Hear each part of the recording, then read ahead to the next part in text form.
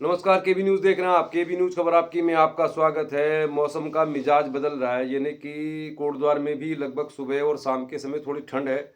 और जब मौसम बदलता है तो बहुत तरह की बीमारियां भी आ जाती हैं। तो हम ये चाहते हैं कि हमारे जो भी चैनल देख रहे हैं, चैनल के सभी दर्शक हैं, मौसम का ख्याल रखें। दिल्ली में तो ये स्थिति है कि वहाँ पे मतलब प्रदूषण की स्थिति बहुत खराब है। और अब ऐसी खबरें आ रही हैं कि कोटद्वार से दिल्ली, जयपुर, फरीदाबाद, गुड़गांव जाने वाली बसों की भी समस्या हो गई है, यानी कि BS3 BS4 बसों को दिल्ली में एंट्री नहीं करने दिया जा रहा है। तो अब सबसे बड़ा सवाल तो यही है कि जो सैकड़ों लोग कोटद्वार से दिल्ली जाते हैं, उनको बस में जाना कितना मुश्किल भरा होगा। और इसके लिए उत्तराखंड जो रोडवेज है वो क्या काम करने वाली है, उत्तराखंड की सरकार क्या करने वाली है। क्योंकि जिस तरह की खबरें आ रही है कि दिल्ली में सारे दिल्ली आसपास के स्कूलों में, NCR में स्कूलों को बंद करा दिया गया है।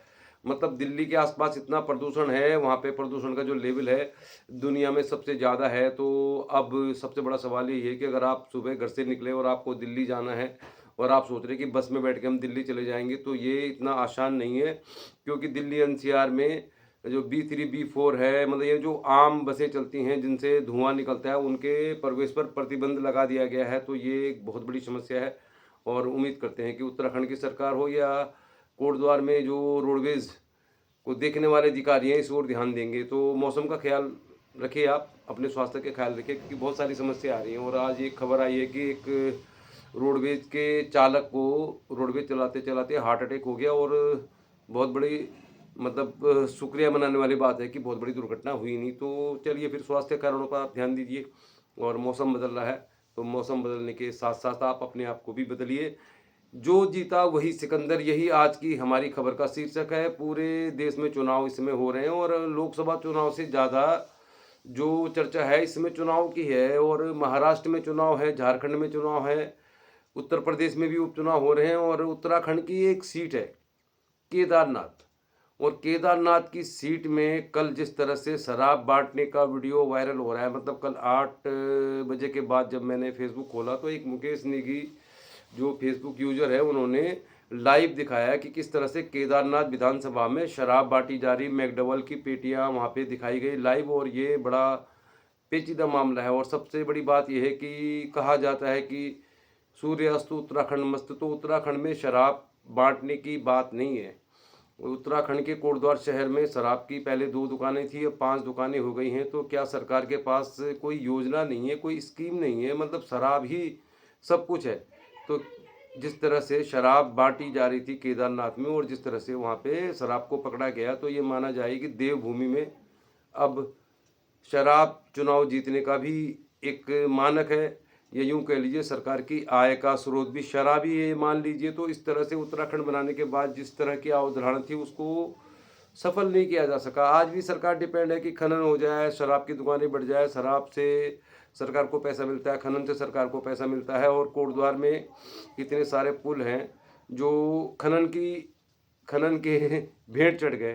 तो सबसे बड़ा सवाल यही है कि अगर खनन से कोटद्वार भाबर के सुखरो पुल के नीचे जो खनन हुआ, जिसका ठेका हुआ, या मालन पुल में जो खनन हुआ, इस खनन से सरकार को जो पैसा मिला वो ज़्यादा मिल गया, या जो खनन के बाद पुलों पर जो आवंटित राशि है। मालन पुल की पुल को लेकर हम खबर जरूर डालेंगे आपको। केदारनाथ की बात करेंगे पहले, उसके बाद मालन पुल की खबर डालेंगे। मालन पुल में जो क्षतिग्रस्त हो गया था पुल, उसकी जो मतलब कार्य करने की समय अवधि थी वो थी 11 सितंबर 2024।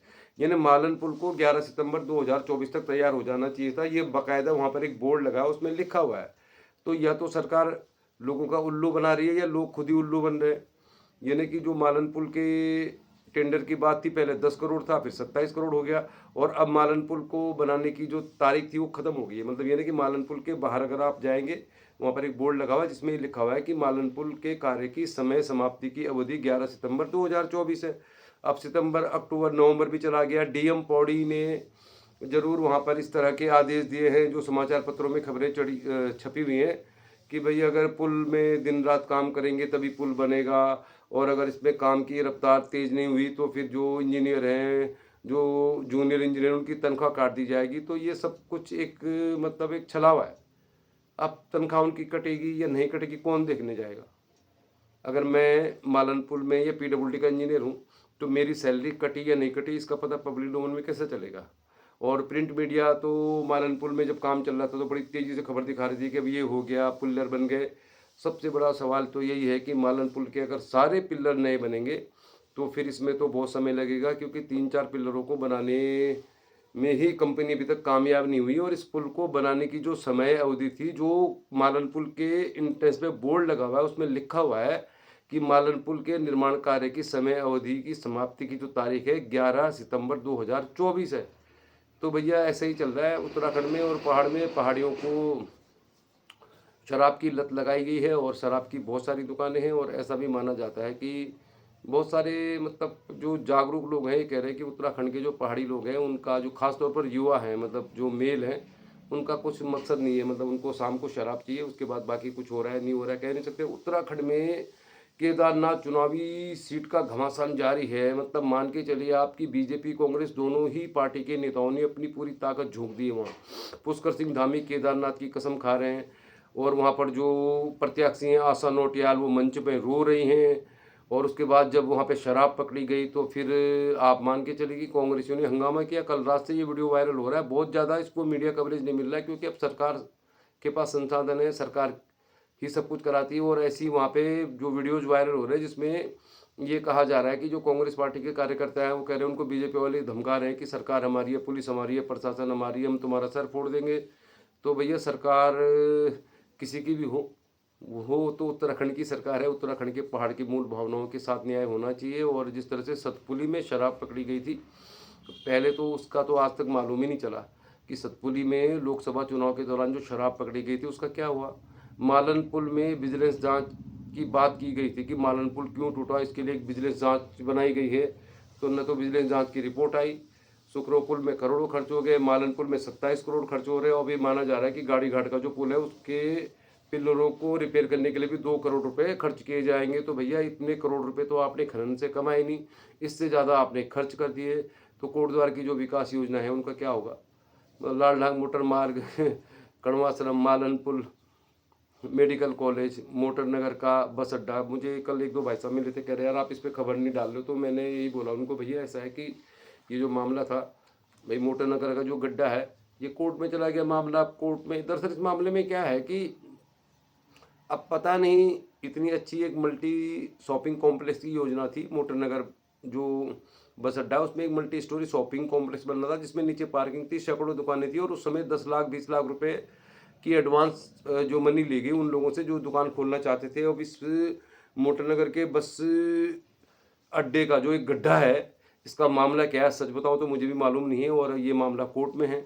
और कंपनी जिसको ठेका दिया गया था उस समय, तो उस कंपनी ने उस समय ये मामला दायर किया था कि जितनी ज़मीन देने की बात नगर पालिका ने की थी, उसमें नगर पालिका थी तो उतनी ज़मीन उनको मिली नहीं। कुल मिला के मतलब इसमें एक ऐसा घोटाला है जिसकी जानकारी किसी को भी नहीं है। मतलब मोटर नगर का जो बस अड्डा प्रस्तावित था, जहाँ पर हज़ारों स्क्वायर फीट भूमि जिसकी कीमत 100 करोड़ से ज़्यादा होगी लगभग, उसका हो क्या रहा है और इसको लेकर क्यों मतलब कोटद्वार के लोग जागरूक नहीं है। या सत्ताधारी जो पार्टी है 8 साल से तो बीजेपी की सरकार है, हम तो सरकार से ही सवाल पूछेंगे, पत्रकारों को कम सरकार से सवाल पूछना होता है, तो हम तो भारतीय जनता पार्टी की सरकार से सवाल पूछेंगे, कोटद्वार के स्थानीय नेताओं से सवाल पूछेंगे कि भाई मोटर नगर का जो गड्ढा है उसका मामला है क्या।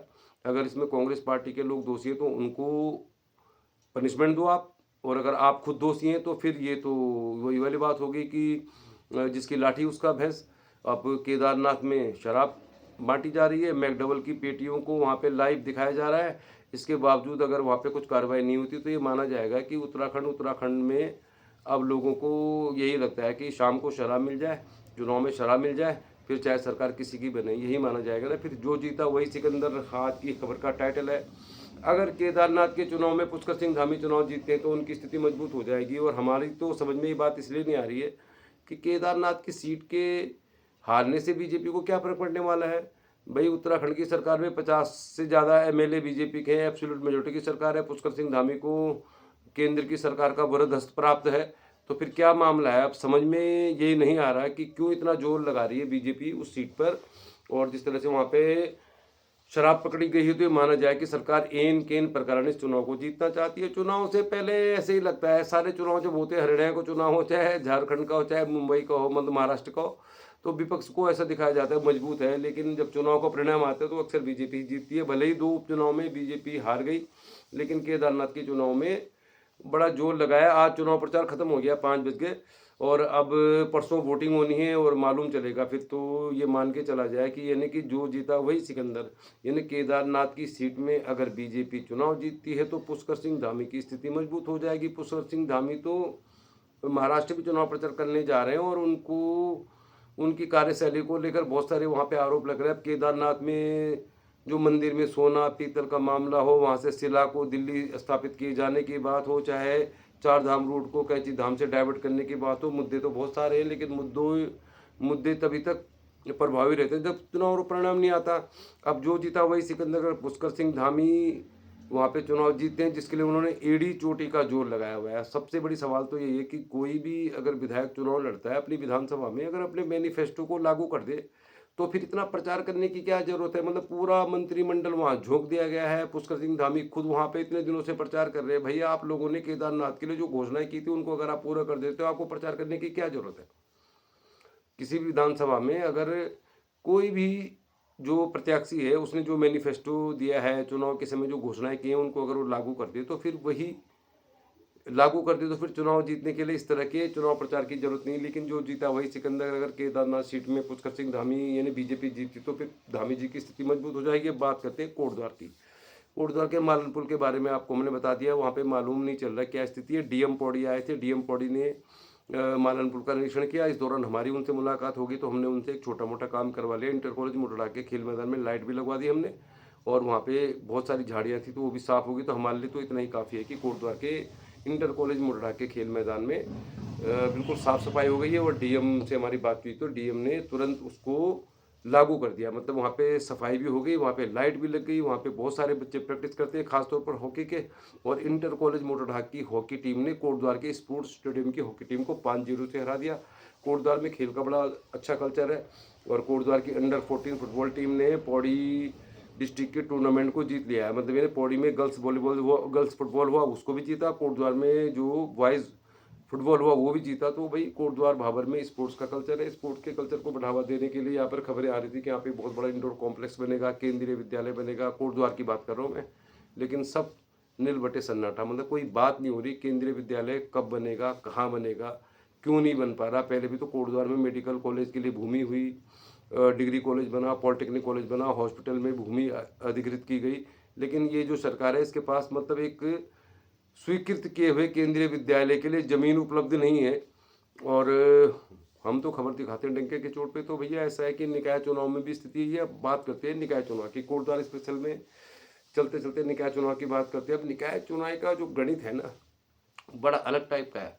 आम लोगों को क्या समझाया जाता है, आपको क्या समझाया जाता है, आपको क्या समझ में आएगा, ये तो आप कभी नहीं समझ सकते, क्योंकि राजनीति एक ऐसा सब्जेक्ट है। लेकिन कोटद्वार में जो जीता वही सिकंदर। बीजेपी से अगर कोई भी कैंडिडेट खड़ा होता है, अगर वो निकाय चुनाव जीतता है तो 2027 में उसकी दावेदारी और भी मजबूत हो जाएगी।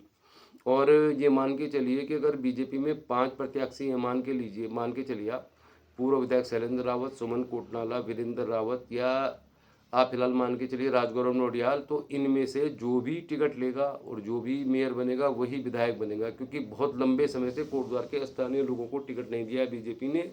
तो जो जीता वही सिकंदर, जो मेयर बनेगा वही विधायक की दावेदारी करेगा। और इसीलिए ये राजनीतिक जो गणित है ये अभी भी दिखाई दे रहा है, और जब चुनाव होगा तो उस समय भी दिखाई देगा। क्योंकि लंबे समय से 15-20 सालों से अगर कोई व्यक्ति तैयारी कर रहा है और उसको अगर 2024 में भी मेयर का टिकट नहीं मिलेगा तो 2027 में तो मान के चलिए उसको टिकट नहीं मिलना है। इसलिए जो जीता वही सिकंदर। केदारनाथ, महाराष्ट्र, झारखंड जो भी चुनाव है, जो जीतेगा वही सिकंदर बनेगा। कांग्रेस पार्टी का समीकरण थोड़ा सा अलग है। कांग्रेस पार्टी में ये हिसाब है कि 2027 में यहाँ के जो पूर्व काबीना मंत्री सुरेंद्र सिंह नेगी हैं, वो संभवतः विधायक का चुनाव लड़ना चाहते हैं। तो ये जो पूरा गुणा भाग है इस बात पर डिपेंड करता है कि 2024 में जो मेयर का चुनाव लड़ेगा, अगर वो जीता तो फिर उससे 2027 में पूर्व काबीना मंत्री सुरेंद्र सिंह नेगी यही चाहेंगे कि वो उनके लिए मदद करे। लेकिन अगर जो व्यक्ति चुनाव लड़ेगा वही 2027 में विधायक की दावेदारी करने लगे तो फिर ये मुश्किलें हो जाएंगी। तो इसीलिए हम कह रहे हैं जो जीता वही सिकंदर। कोटद्वार निकाय चुनाव बहुत बड़ा अंदरूनी पेचीदा मामला है, क्योंकि कोटद्वार में 2007 में पूर्व विधायक शैलेंद्र रावत ने चुनाव लड़ा था और वो विधायक बने थे। उसके बाद से कोटद्वार के स्थानीय किसी नेता को मौका नहीं मिला। और अगर बीजेपी के किसी भी नेता को मौका मिलता है कोटद्वार में निकाय चुनाव लड़ने का, और अगर वो मेयर बन जाता है, तो फिर वो 2027 तक की दावेदारी भी करेगा निश्चित तौर पर। क्योंकि अगर 2027 में कोटद्वार का मेयर विधायक नहीं बनेगा तो फिर 2032 तक इंतजार करना उसके लिए नामुमकिन है। इसीलिए हम कहते हैं जो जीता वही सिकंदर। और राजनीति में काम विकास कोई मुद्दा नहीं होता, चुनावी समीकरण जातिवाद सबसे बड़ा मुद्दा होता है। और केदारनाथ में आशा नोटियाल और मनोज रावत के बीच चुनाव हो रहा है। इस चुनाव को लेकर चुनावी घमासान जारी है। हरीश रावत हों, गणेश गोदियाल हों, हरक सिंह रावत हों। हरक सिंह रावत की बात अगर हम करें तो हरक सिंह रावत वहाँ पे काफ़ी दहाड़ है। मतलब 10-15 दिन पहले उन्होंने एक इंटरव्यू दिया था, उसके बाद उन्होंने परसों फिर इंटरव्यू दिया। तो उनका ये कहना है कि उन्होंने कोटद्वार में पाखरो जो रिजर्व फॉरेस्ट एरिया है उसके लिए बहुत सारा काम किया था। उन्होंने बकायदा बोला कि सैकड़ों हजारों लोगों को कोटद्वार में रोजगार मिलता है, लेकिन उनको काम नहीं करने दिया है। उन्होंने ये भी कहा है कि उन्होंने बहुत सारी पार्टियां बदली, वो बीएसपी में गए, लेकिन उनके कार्यकाल के दौरान उत्तराखंड में बहुत सारे जिले बने, रुद्रप्रयाग जिला बना, थराली को लेकर कहा उन्होंने। और उन्होंने बहुत सारे गैर सैण को लेकर तमाम बातों को लेकर कहा कि मैंने पार्टी अगर बदली है तो उससे लोगों को फ़ायदा हुआ है।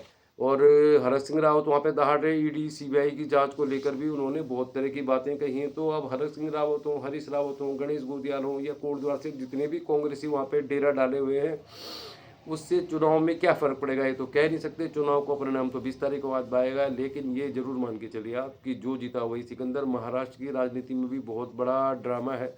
महाराष्ट्र की राजधानी मुंबई देश की इकोनॉमिक कैपिटल है, और महाराष्ट्र में जिसकी सत्ता होगी तो मान के चलिए आप कि फिर कौन सी कंपनी है, किस कंपनी, शेयर मार्केट से लेकर तमाम जो आर्थिक गतिविधियां होती हैं मुंबई से होती हैं। और सबसे बड़ा सवाल ये है कि धारावी जो एक बहुत मतलब जिस तरह हमारे यहाँ बस्तियाँ होती हैं गाड़ी घाट की बस्तियाँ, उस तरह की बस्ती और धारावी के पुनर्निर्माण का ठेका अडानी को मिला हुआ है वहाँ पे। और वहाँ पे कांग्रेस पार्टी ये कह रही है कि जो सरकार तोड़ी गई, मतलब कांग्रेस और शिवसेना की सरकार को तोड़ा गया, तो उसमें अडानी का योगदान था। तो मान के चलिए आप फिर आप जो जीता वही सिकंदर। चाहे महाराष्ट्र में किसकी सरकार बनेगी कह नहीं सकते, झारखंड में किसकी बनेगी, केदारनाथ में कौन जीतेगा, कोटद्वार में मेयर का टिकट जिसको मिलेगा वो जीतेगा, तो उसकी ही तूती बोलेगी। तो भैया जो जीता वही सिकंदर। अगर आप लोगों को लगता है कि भाई विकास को लेकर काम हो रहा है, तो मान के चलिए आपके कुछ भी काम नहीं हो रहा है। जो लोग मालन पुल में दाल चावल दाल भात खाने पार्टी खाने गए थे लोग मालन पुल के, उस समय जब उसका शिला पूजन उसका शिलान्यास हो रहा था, तो हम उन लोगों से जरूर कहना चाहेंगे कि एक बार और जाके देखें ना आप। भाई जिस दिन मालन पुल का रिपेयरिंग का शिलान्यास हुआ, रिपेयरिंग का तो शिलान्यास होता नहीं है लेकिन हुआ था, वहाँ पे बहुत बड़ी पार्टी रखी गई थी। सारे बीजेपी के संगठन के लोग, तमाम महिलाएं पैदल दौड़ते भागते वहाँ पे पहुँची थी दावत खाने के लिए बारिश के बावजूद। लेकिन अब मालन पुल की स्थिति देखिए आप, मालन पुल में समय अवधि समाप्त हो चुकी है। मतलब सरकार के हिसाब से 11 सितंबर 2024 को ये पुल तैयार हो जाना चाहिए था। ये पुल कब बनेगा इसको लेकर कह नहीं सकते। इसीलिए कहते हैं जब कोई जीत जाता है तो फिर कोई फर्क नहीं पड़ता। कोई भी विधायक जीतेगा, 4 लाख की सैलरी है, भत्ते हैं, कमीशन है, दुनिया भर के उनको सुविधाएं सरकार देती है। तो आप उनको पीठ पीछे कुछ भी कहते रहे, कुछ नहीं हो सकता। जब आप वोट देते हैं तो फिर उस समय आपको सोचना पड़ेगा कि वाकई जो वोट आप दे रहे हैं वो जनता के हित में है, क्षेत्र के हित में है, कोटद्वार के हित में। तो हमारा चैनल कोटद्वार बाबर का है, इसलिए हम कह रहे हैं जो जीता वही सिकंदर। तो वोट देते समय ध्यान रखिए। चलिए फिर कल मिलेंगे किसी और खबर के साथ। आज के लिए इतना ही। देखते रहिए, चैनल को सब्सक्राइब कर लीजिए। केबी न्यूज़, खबर आपकी। तो देखते रहिए केबी न्यूज़, खबर आपकी। खबर कोटद्वार, पौड़ी गढ़वाल, उत्तराखंड, उत्तराखंडियत की। चैनल को सब्सक्राइब करें, शेयर करें। धन्यवाद।